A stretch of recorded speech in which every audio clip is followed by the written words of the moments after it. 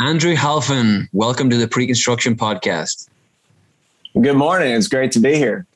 Now tell everybody where you're at right now, Andrew, because I am deeply disappointed. I'm currently out on the beach in Destin, Florida. So currently in the condo, but on vacation here, but no complaints on my side. Good man. Now there's dedication, folks.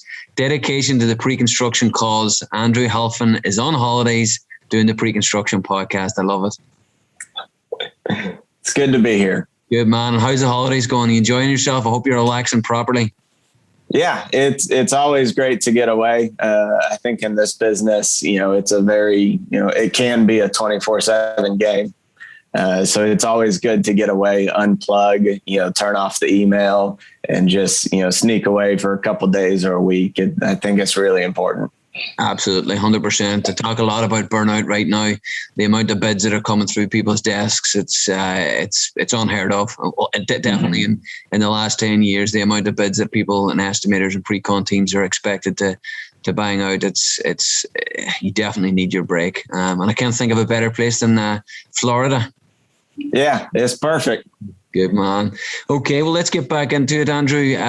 Pre-construction estimating. Back when you were a young boy growing up in Houston, was it always going to be construction? You look like a fit guy. Was there any sports involved, any IT, or was it always construction? No sports. When I was in high school, I really wanted to be an architect. I took some drafting classes in high school, and I had an uncle that worked for a pretty cool architecture firm up in Dallas. And so it was, it was kind of my dream to study architecture and become an architect. I spent a spring break working for my uncle, and I think it was my senior year in high school. And he spent a week trying to convince me that I did not want to be an architect. He's a phenomenal architect. He works with great architects. And, his whole viewpoint is if he can convince you not to do it, then you shouldn't do it. Architecture is a hard career. And it is, the pay isn't always that great. And so he really pushed me to, construction management. Honestly didn't know you could get a degree in construction. I thought in high school that if you wanted to work in construction, you started digging ditches and maybe you end up, being the boss one day. I had no idea. That just shows you how far we have to go to convince people. I mean, I keep piping on about we should be teaching people in high school about pre-construction. The fact that it's a career, that just shows you how far we have to go to actually convince people that actually you can get a degree in construction and it is a career choice. Yeah. So he convinced me, construction, still in the industry. I thank him every time I see him. It's been a really rewarding career and I love, almost every day of it. So he convinced me to, apply for construction science at Texas A&M. And that's where I ended up, after high school. Good man. And how was the degree? I liked it to kind of jump into the degree, the modules learned, what sort of things that they touch on, BIM, VDC, pre-construction estimating, or was it just like every other construction management degree around the US? It's 95% project management and operations and a couple of token estimating modules in there. Yeah, I actually had, at the time, we had a estimating professor that was an actual quantity surveyor. So he was a British guy, came from that background, and quantity surveying is very different in Europe than it is in the U.S. And so he had a bit more of an analytical approach. He really had that formed math background of you have set processes and procedures when you're doing quantification. That I think a lot of estimating professors don't have behind them. And he had that industry experience too. It was probably the first class in college that I was good at, honestly. That freshman, sophomore year, you're taking general business, you're taking calculus and physics, and they kept beating the crap out of me. And then I ended up in this estimating class and I found out that, I was really good at it. Brilliant. And so that's really what I kind of figured out. Like, hey, maybe this, pre-con side of the business would work for me, because, even at schools like A&M, they push hard. You're either going to be a PM or a super one day. Yeah. And there's not a lot of talk about pre-construction as a career path. But I really appreciate, that one professor, kind of opening that up and making me realize that, A, it was something I was probably going to be good at, and B, it was, really interesting. Brilliant. Well, that's the closest thing, because I'm always pushing to professors. We've had professors on the podcast before. I'm always pushing that we actually should have a quantity surveying, or you can call it whatever you want, pre-construction, or estimating degree in the US, especially how far pre-construction and estimating has come and how important it is in the life cycle of commercial construction, especially. So that's probably as close as I've heard a good quantity surveyor from Europe coming and teaching not how they do in Europe, but teaching how it's taught in Europe, how they do things in Europe, but then molding it into how construction happens in the US. Do you think he had a big impact on you actually deciding to go into estimating and pre-construction? Oh, absolutely. I mean, it was the first class that I still remember it. It was the first time I ever, and it's probably the last time I ever got 100 on a test in college. So we were sitting in this class, and it was a dirt work takeoff. And it was, a quantity survey on excavation and backfill. And that was the test.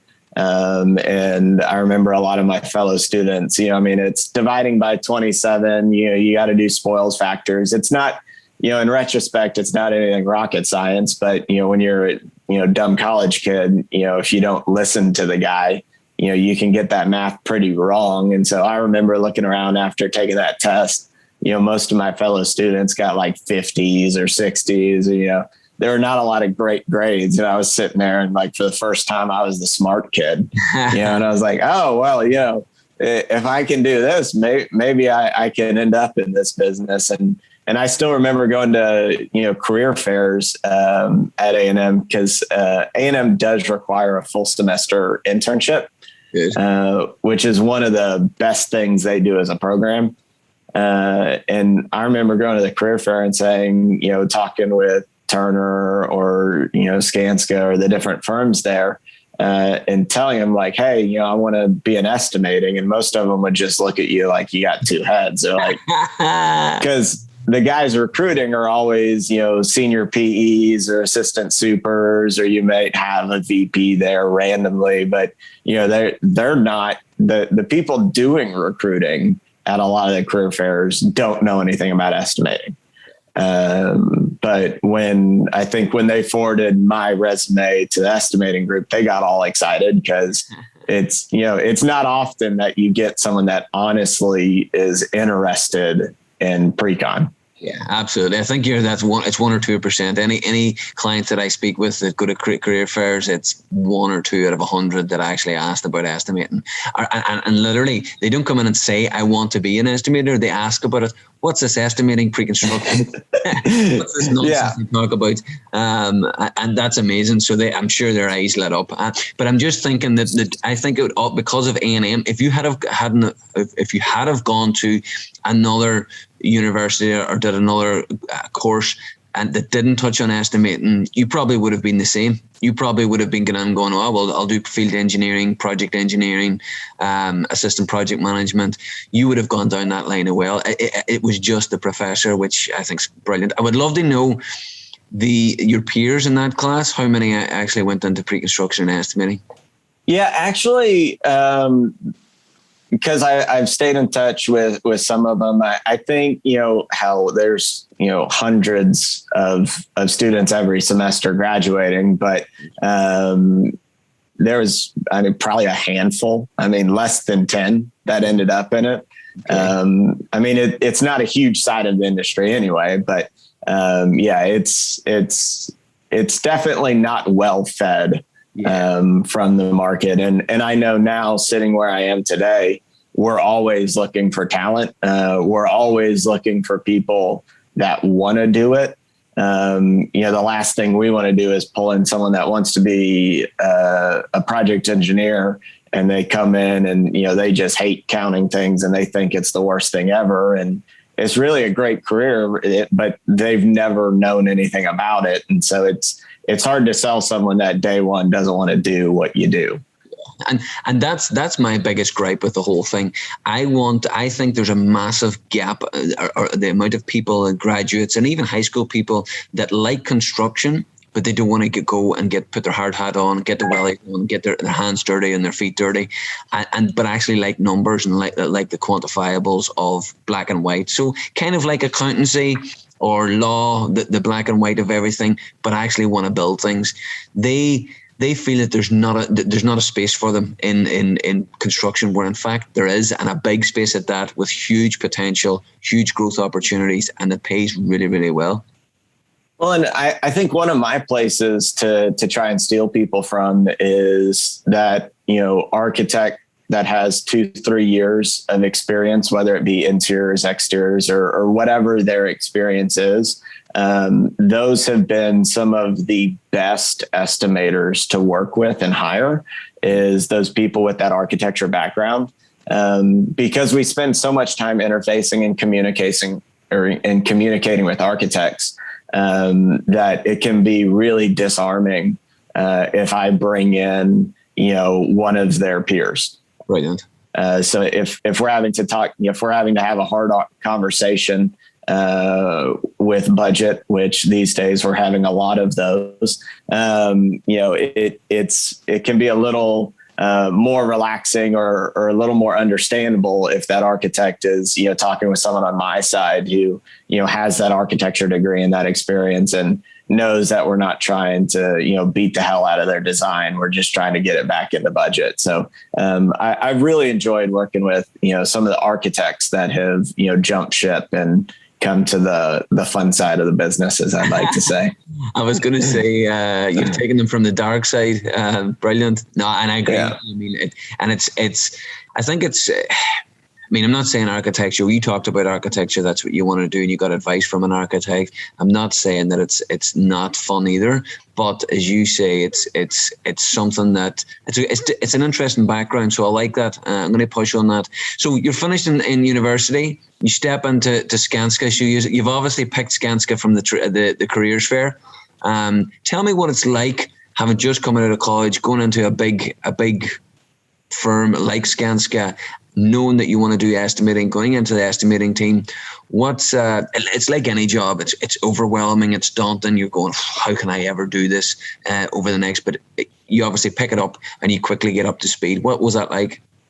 Yeah, it was an incredible experience. Skanska, obviously a multinational GC. But here in the US, I think at the time back in 2009, there were probably 250, maybe 300 Precon folks at Skanska. And that was in a time within Skanska that they were really pushing a one Skanska model. And so we were kind of the tip of that spear. So I spent a lot of time, working with other offices. So yes, you'd be working on, a hospital in Houston. You'd be servicing our local market, because, local has to service local. But whenever a big project would come up, so if there's a $600 million research lab in New Jersey, they'd pull estimating resources from different regions. And so that was one of the really exciting things about working there, was you'd get broad experience, because, 1 week you'd be working on a hospital in Nashville. The next week you'd be working on a hotel in, Atlanta. And then you're working on, a sustainable net zero building in Portland. And so we were able to work as a group, kind of at that national level and share resources. And it was a great way to learn fast. Because you're getting exposure to a lot of different people and a lot of different project types. So that they had a really cool model of collaboration, and I think it's probably served them pretty well over the years. Absolutely, 100%. Couldn't agree more. And part of that innovation and developing and moving forward was you heading off to Helsinki for some innovation and an idea of BIM VDC, how they're using it there. Was that like an international meeting or meetup within Skanska, or how did that work? Yeah, so they pulled from all over. So when I was in the BIM Competence Center over there, there was a girl studying, embedded carbon, and she was from the UK. There was another guy, an architect that worked for Skanska from Poland, that was working on, Revit models and assemblies and trying to, look at the efficiencies of BIM and on the kind of design build side of things. And then we had the standing group of researchers that were all Helsinki based. So it was a motley crew of international folks, and it was one hell of an experience. I mean, they probably to this day are 5 to 10 years ahead of the rest of us. That Northern Europe, economy is so, labor is so expensive for them, that anything that they can do to push, labor off site or get more efficient, has huge returns. Yeah. Whereas, somewhere like Houston, Texas, labor is, so much cheaper.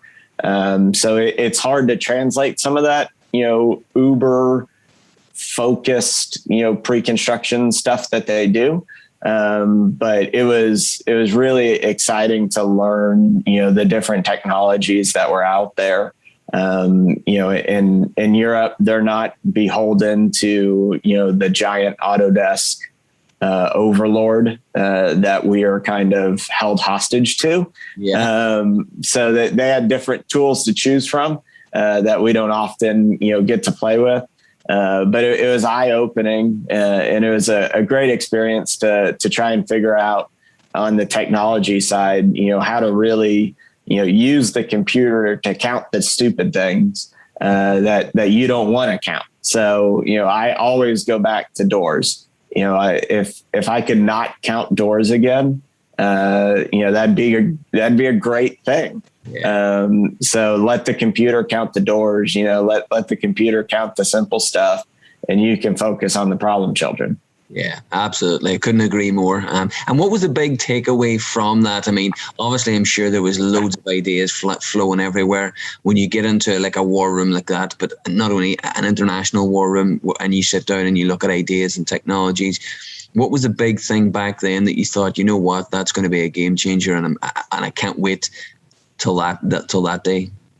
So I'll tell you, I was grinning from ear to ear the entire time I listened to your interview with Will Center. Yeah. Because, me and a couple of the other folks that were working in those early days, we're really looking at the idea of data. And we're trying to step outside of that initial view of these are lines on paper, they're 3D objects, but really that it's data that we're all trying to work with. So one of the things we were trying to conceptualize and look at was, what if one day we could have this data in a database and it could be queryable, and you could look at the metrics in the past performance of buildings and skin ratios and the different really kind of informative data points that are hard to capture manually.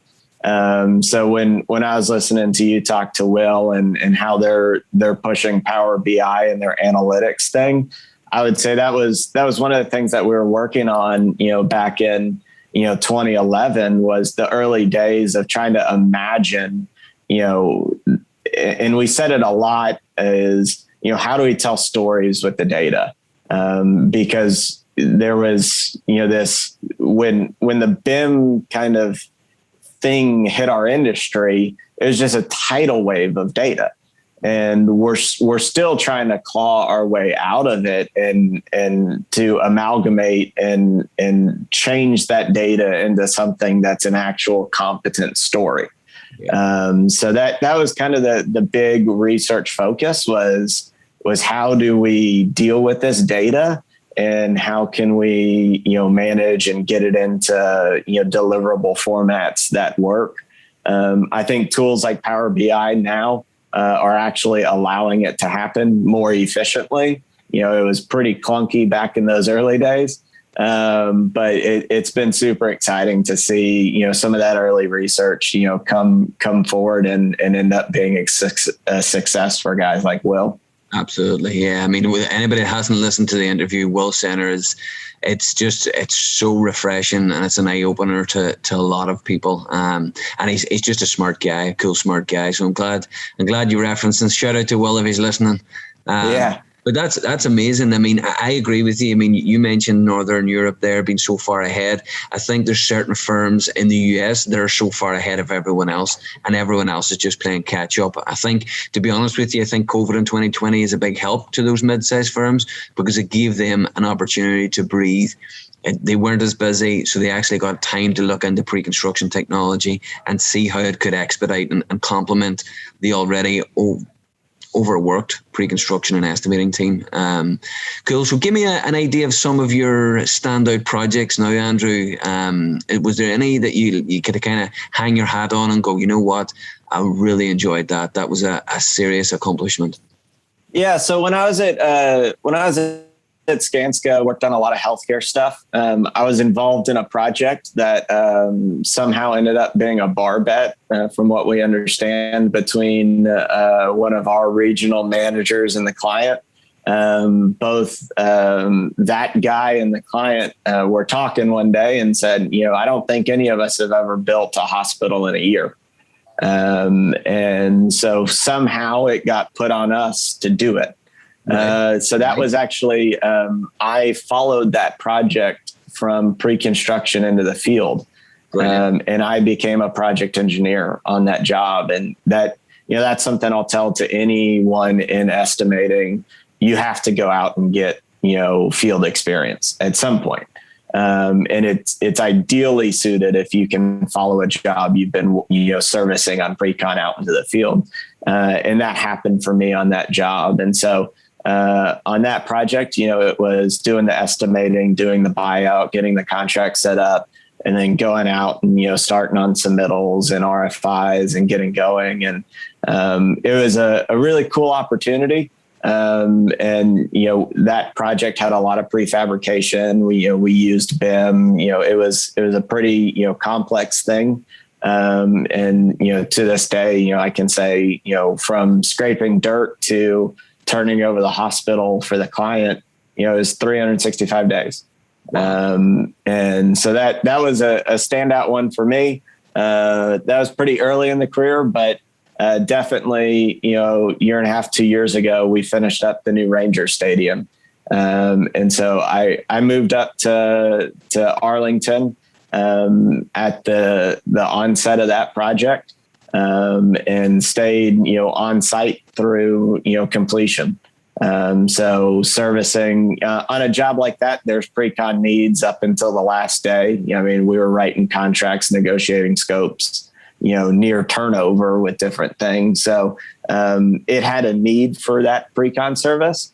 And it was always exciting to be, negotiating a contract or looking at value engineering. And then, putting on your hard hat and vest and walking out there and seeing, one of the world's largest cranes doing, a huge pick, or starting to, watch the roof roll. So, anytime you build a $1 billion project, that one's going to sit with you. And I think I'll look back at, that Ranger Stadium for a long time to come. Wow, imagine. I was down at the Cowboy Stadium, and that was well over $1 billion as well. The Ranger Stadium. It's just these stadiums are just becoming more complex. What was the biggest thing from that project that you thought, you know what, that's incredible? What sort of innovative techniques did you use? What sort of methods did you use? Maybe it was the roof. Was there anything that stood out and just blew your mind? I think, it was one thing. I don't know if it was one thing in particular, but the pre-construction focus, shifts a little bit when you get to mega jobs.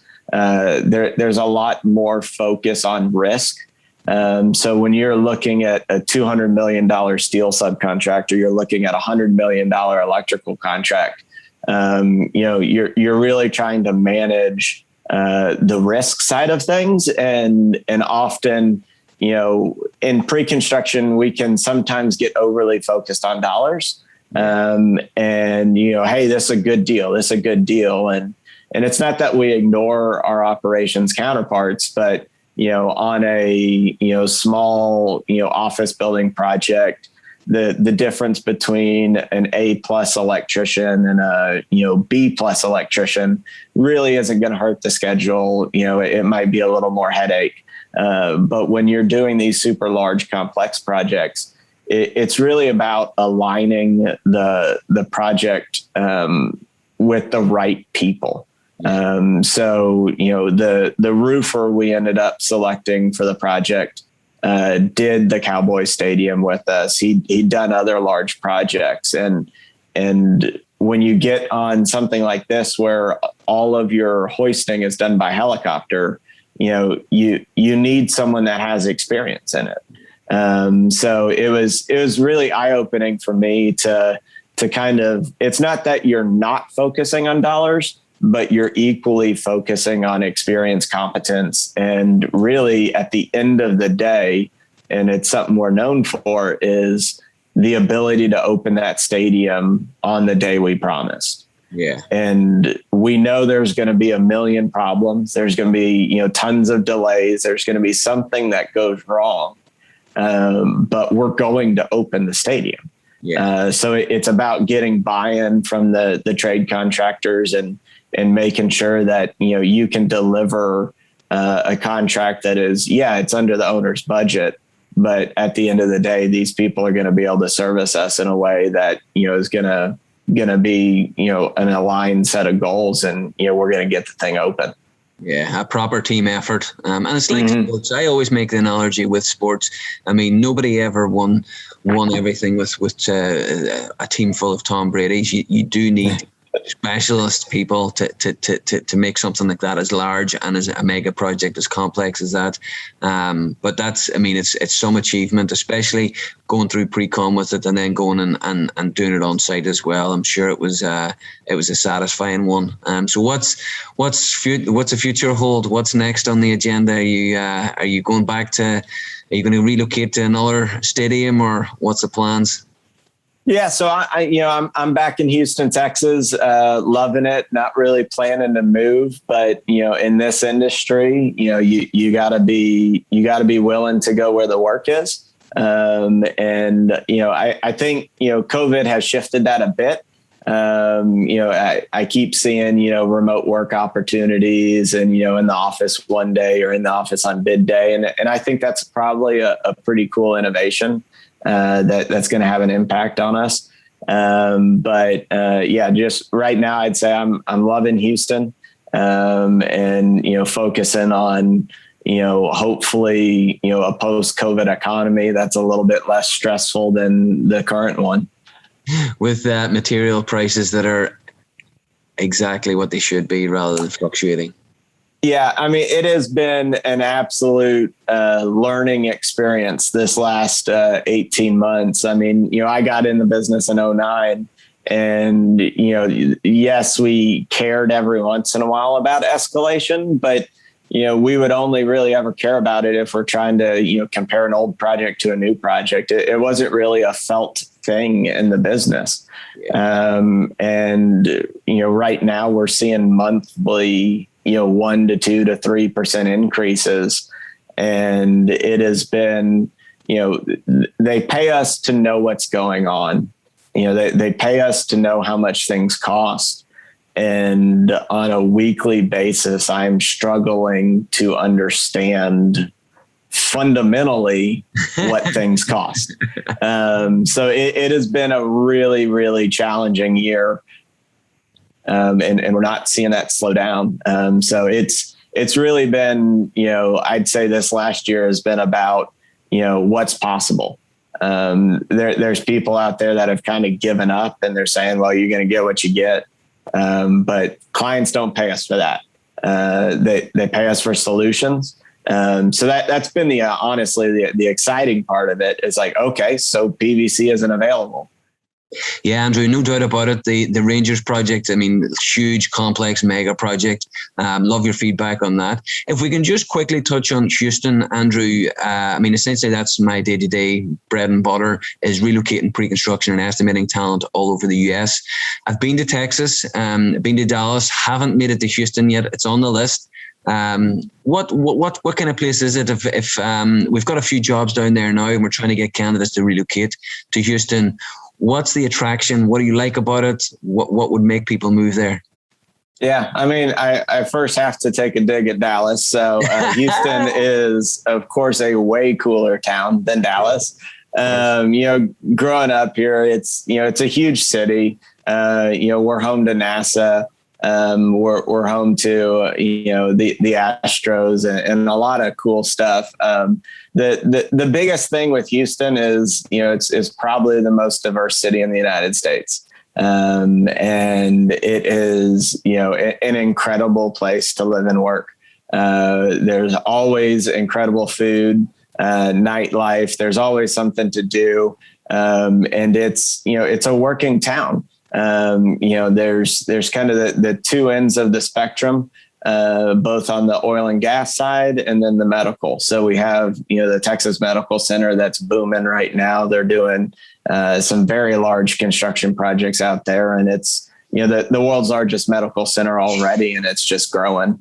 And then we obviously have the oil and gas side of the town. We've been known for a long time for the petrochemical construction side. When oil's been dipping, it definitely affects us. But oil, I think we're back at the $60, $70 a barrel, and that's where we like it to be, or hell, maybe even a little bit more. So we're one of the few towns that when gas prices go up, we celebrate and do cartwheels, because that means more construction for us. Yeah, brilliant. No, I love it. And it is on the list. The Pre-Construction podcast was always about live recordings with. And then once COVID hit, I obviously couldn't do it live. So when I do, I'll get around all these cities, and you're definitely someone I want to speak to again, because as I said to you offline, you're really easy to listen to. You've got a methodical approach, a practical approach to pre-construction and estimating. And essentially that's probably why you're so successful. So thank you very much for your time today. Yeah, it's been great talking to you. All the best, Andrew. All right. Thanks.